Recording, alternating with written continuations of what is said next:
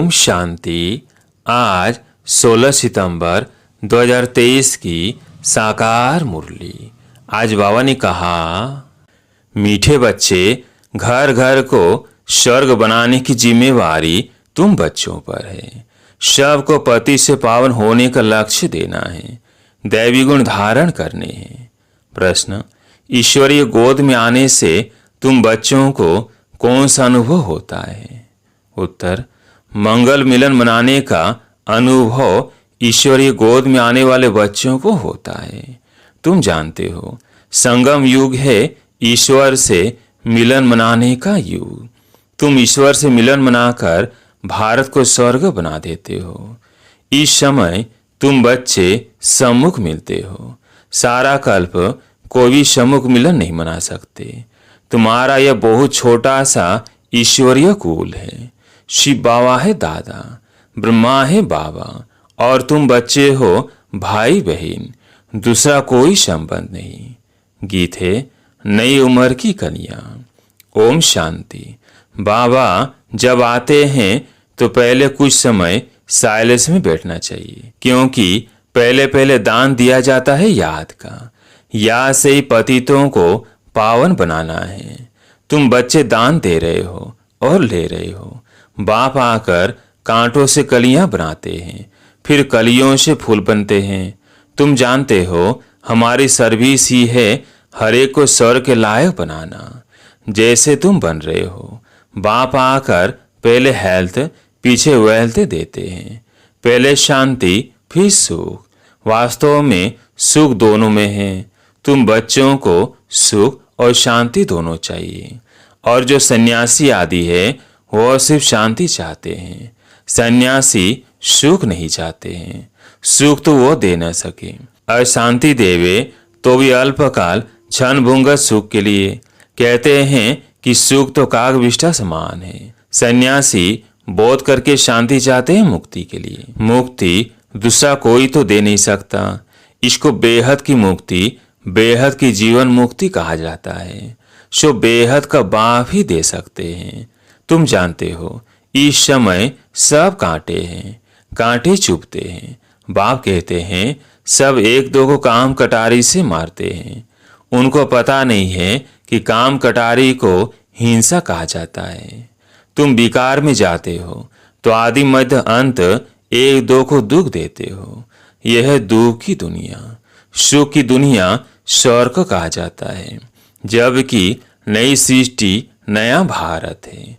भारतवासी जो देवी देवताओं के पुजारी हैं जानते हैं कि इन देवताओं का राज्य था, जिसको स्वर्ग कहा जाता है।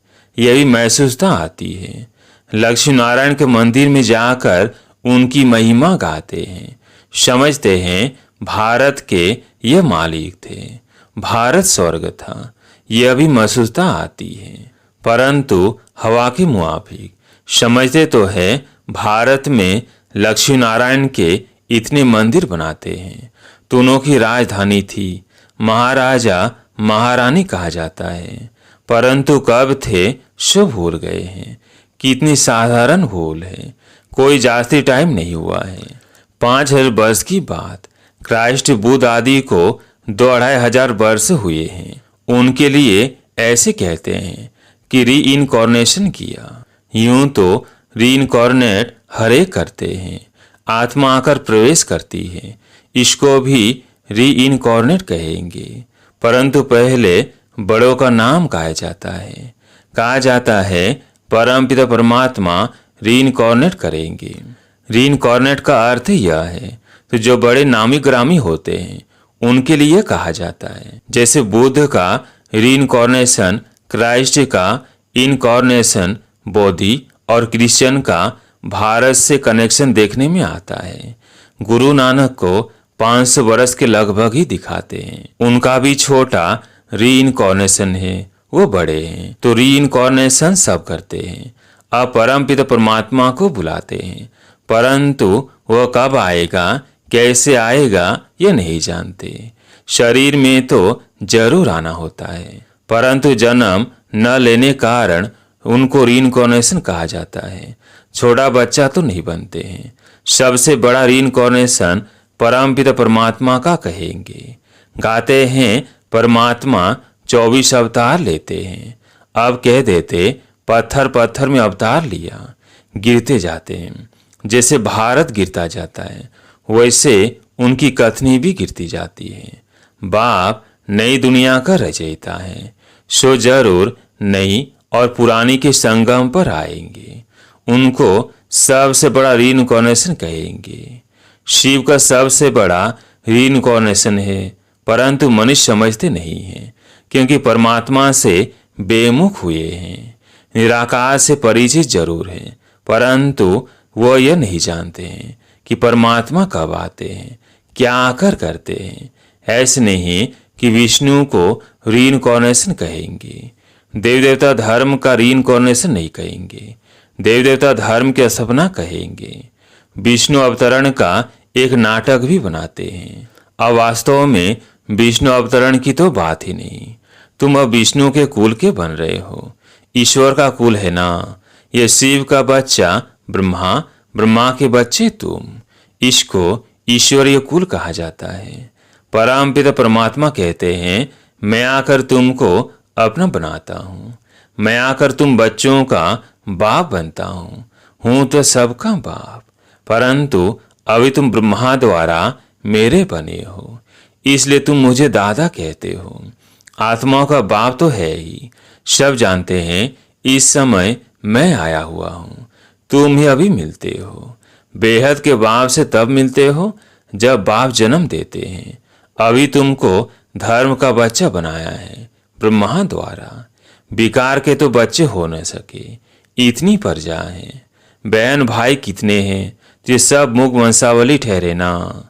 सन्यासियों की वंशावली नहीं होती है, क्योंकि उनमें दादा बाबा का कोई कनेक्शन नहीं है। यहाँ बाप भी है, दादा भी है। दादा इनको यानी बड़े भाई को कहा जाता है। बाप आकर अपना बनाते हैं। तुम जानते हो हम ईश्वर की गोद में आए हैं। ये मंगल मिलन है। कलयुग का अंत और सतयुग की आदि इसको ही संगम कहा जाता है। संगम में मिलन होता है, जैसे 3 नदियों का संगम है। उसमें क्या होता है, गुरु लोग और जिज्ञासु का मंगल मिलन होता है। वह तो हो गया जिस्मानी, गाया भी हुआ है आत्मा और परमात्मा का मंगल मिलन। यह सब सच्चा है, आत्मा ही मिलती है परमपिता परमात्मा से। इसमें पानी की नदी की बात नहीं है। यहाँ तुम बैठे हो, यह तुम्हारा बहुत भारी मंगल मिलन है। आत्माएं भी चैतन्य है। परमपिता परमात्मा का यह लोन लिया हुआ शरीर है। इनको मंगल मिलन कहा जाता है। कुंभ का मेला कहा जाता है ना। कुंभ को भी संगम कहेंगे। 3 नदियों के संगम का नाम कुंभ रख दिया है। सबसे बड़ा संगम कौन सा है, सागर और नदियों का। सबसे बड़ी नदी है ब्रह्मपुत्रा, उसमें बाबा आते हैं, इसलिए सागर और ब्रह्मपुत्रा नदी का इकट्ठा मेला तो है ही। अब कुंभ का मेला है संगम पर। तुम सब ज्ञान सागर बाप से मिलते हो। इसको ईश्वरीय कुंभ का मेला कह सकते हैं। यह है आत्माओं और परमात्मा का संगम। कुंभ व संगम बात एक ही है। तो तुम बच्चे जानते हो, हम अपने लिए स्वर्ग की स्थापना कर रहे हैं। हमको घर में पवित्र होकर रहना है। जहाँ पवित्रता है वहीं स्वर्ग कहेंगे। बच्चे पवित्र रहते हैं तो पवित्रता सुख शांति है। तुम्हारी अवस्था ऐसी होनी चाहिए जैसे देवताओं की होती है। कोई भी अवगुण नहीं होना चाहिए। इसको ही स्वर्ग कहेंगे। वही फिर अस्थायी स्वर्ग बन जाता है। घर में ऐसा लायक बनना है, इसलिए कहा जाता है घर घर को स्वर्ग बनाओ। तुम मनुष्यों को स्वर्ग में चलने लायक बनाते हो। तुम्हारे लिए ही गीत है, घर घर को स्वर्ग बनाओ। सतयुग में घर घर में स्वर्ग था, अब नहीं है। जो बच्चे बाप से वर्षा लेते हैं उन्हों को अपने घर बैठे पति से पावन बनने का लक्ष्य देना है। यह बड़े से बड़ा चैतन्य तीर्थ है। जहाँ शिव बाबा सागर है वहाँ तुम आत्माएं गंगाएं जरूर होंगी। यह सबसे बड़ा ऊंच तूच मेला है। वह सब है भक्ति मार्ग के मेले।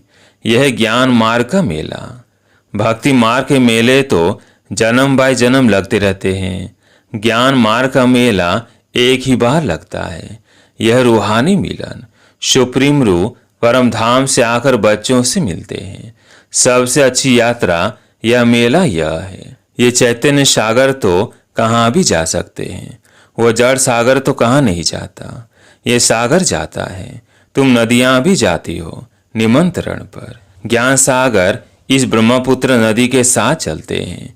तुम भिन्न भिन्न प्रकार की नदियां हो, कोई पवित्र है, कोई अपवित्र है।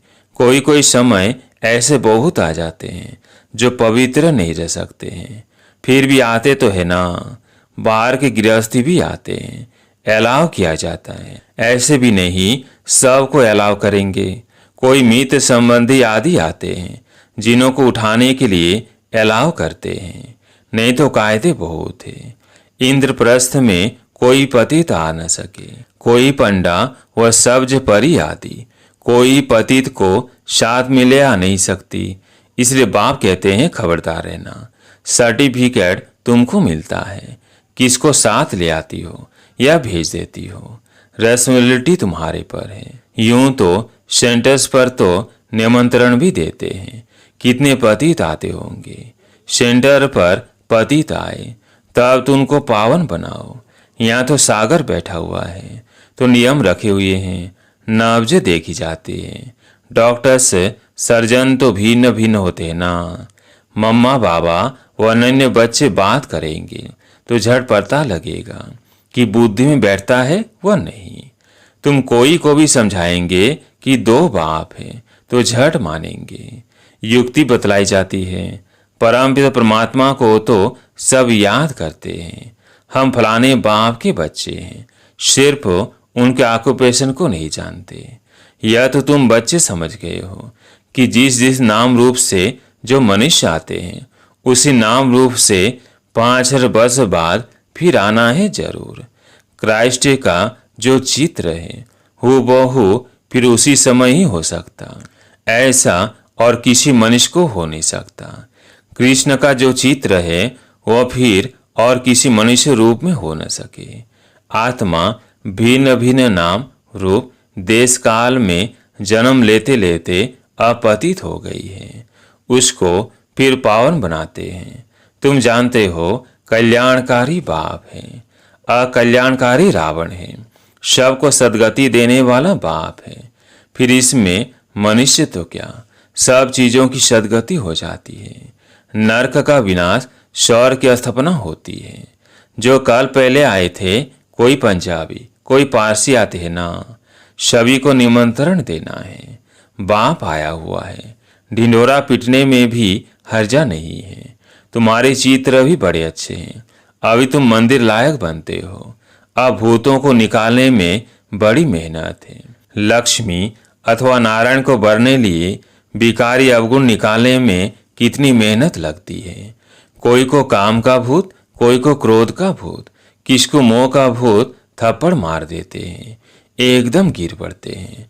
लोग बस भी गिर पड़ते हैं। अच्छे अच्छे घर की बच्चियां मिठाई देखेंगी तो छिपाकर खा लेंगी। लोभ ने भी कितनों को नुकसान पहुंचाया है। लोभ के बस ही चोरी करते हैं। पहले तुम भट्टी में थे, अभी तो सबको अपने घर में भट्टी बनानी पड़े। बाप ने एक ही बड़ी भट्टी बनाई। अभी तो कहते हैं पहले 7 रोज भट्टी में रहना पड़े।